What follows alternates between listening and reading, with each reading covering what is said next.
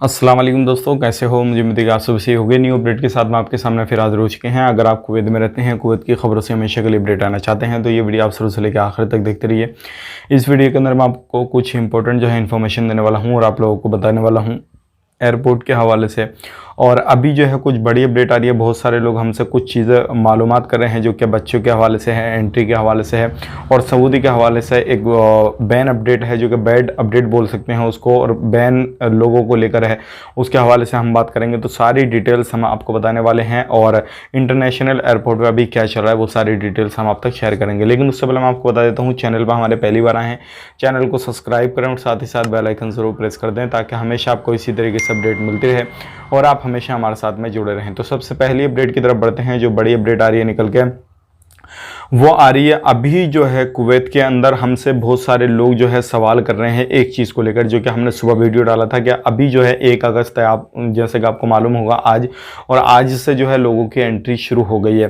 तो आवाजाही हो रही है, वो कितनी हो रही है वो भी मैं आपको बताने वाला हूँ। लेकिन अभी यहाँ पे हमसे बहुत सारे लोग एक चीज़ का सवाल कर रहे हैं और वो बोल रहे हैं कि अभी जो है टिकट काफ़ी ज़्यादा महंगा हो गया है। अगर हम किसी भी कंट्री को होकर आना चाहते हैं, इंडिया, पाकिस्तान, नेपाल के हैं, अगर हम किसी भी वाया होकर कंट्री जाएंगे तो काफ़ी ज़्यादा टिकट महंगा मिल रहा है। तो क्या हम 10 या 15 या फिर 5 दिन के बाद में कुवैत में एंट्री कर सकते हैं या नहीं, या फिर कभी ऐसा तो नहीं होगा कि इसको बैन कर दिया जाए या आगे जाके कुछ नए रूल रेगुलेशन आ जाएंगे। तो इससे रिलेटेड बहुत सारे लोग हमसे कमेंट कर रहे हैं। तो देखिए, मैं आपको बताना चाहूँगा, अगर आप एंट्री करना चाह रहे हैं तो अब बेटेंशन रहिएगा, क्योंकि अभी जो है कोरोना वायरस के केसेस कुवैत के अंदर काफ़ी ज़्यादा कम हो चुके हैं। तो मुझे नहीं लगता कि आने वाले वक्त में कुछ बदलाव किए जाएंगे। हाँ, ये ज़रूर है कि आने वाले वक्त में ज़्यादा लोगों की एंट्री को लेकर बदलाव किया जा सकता है, लेकिन अब एंट्री बंद नहीं की जाएगी। तो आप थोड़ा धीरज रखिए और मैं आपसे गुजारिश करूंगा, अगर आपके पास में इतना पेमेंट नहीं है, और रिक्वेस्ट भी करूंगा, तो आप थोड़ा वेट कर लीजिए 10-5 दिन का, और उसके बाद में टिकट लेके आप निकल जाइए, कोई भी परेशानी आपको नहीं होगी। लेकिन अभी आप हड़बड़ाहट में टिकट ज़्यादा का खरीदें और आप 1-2 लाख रुपए खर्च करके अभी जाएं तो आपके लिए परेशानी बन सकती है, और हो सकता है आप वहाँ पे इसको ही रिकवर करने में लगभग 6 महीने निकाल देंगे। तो आप जो है 10-15 दिन रुकिए, ठहरिए, जैसे ही टिकट के प्राइस कम हो जाएंगे तो आप जो है टिकट ले लिए। अब प्राइस कब कम होंगे मैं वो आपको बता देता हूँ।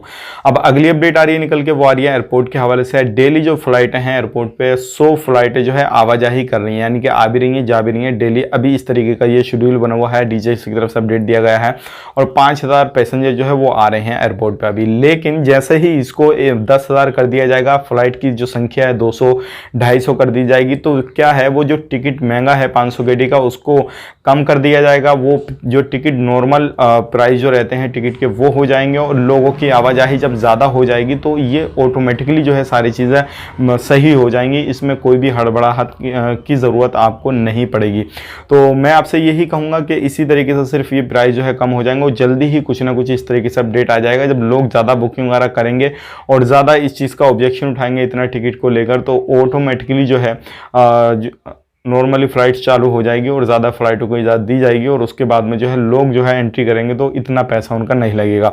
तो इस तरीके से आप इंतज़ार कीजिए, कोई टेंशन नहीं है, घबराने की ज़रूरत नहीं है। अब जो आ रही है अगली फ़्लाइट जो है वो सऊदी अरब से अपडेट आ रही है कि 3 साल के लिए बैन कर दिया जाएगा। कौन कौन से लोगों को ये बैन करने की बात चल रही है? जितनी भी कंट्रियों को सऊदी ने रेड लाइन में डाला हुआ है, रेड लिस्ट में डाला हुआ है, उन कंट्री की बात चल रही है कि अगर उसमें किसी ने भी सफ़र किया जो सऊदी नागरिक हैं तो उनको 3 साल के लिए बैन किया जाएगा। तो ध्यान रखें, ये इसका है मसला। बाकी अजनबियों के हवाले से कोई इस तरीके की कोई भी अपडेट नहीं है। अगर आप एक अजनबी हैं तो आप कहीं पर भी सफ़र करें, कोई भी परेशानी वाली बात नहीं है। बाया होकर किसी भी कंट्री में भी एंट्री कर सकते हैं। अब बात कर लेते हैं, यहाँ पे हमसे काफ़ी ज़्यादा जो लोग हैं वो एक सवाल ज़्यादा कर रहे हैं, और वो पूछ रहे हैं हमसे, क्या अभी हम जो है हमारे बच्चे वगैरह जो है कुवैत में एंट्री कर सकते हैं या नहीं कर सकते हैं, इसके बारे में कुछ इन्फॉर्मेशन दे दीजिए। तो मैं आपको बताना चाहूँगा, बिल्कुल एंट्री कर सकते हैं, कोई भी परेशानी वाली बात नहीं है। अगर आपके बच्चे हैं, आपका परिवार है, अगर आप परिवार के साथ में एंट्री करना चाहते हैं तो कर सकते हैं। आप कहीं से भी हैं, कोई भी मैटर नहीं करता।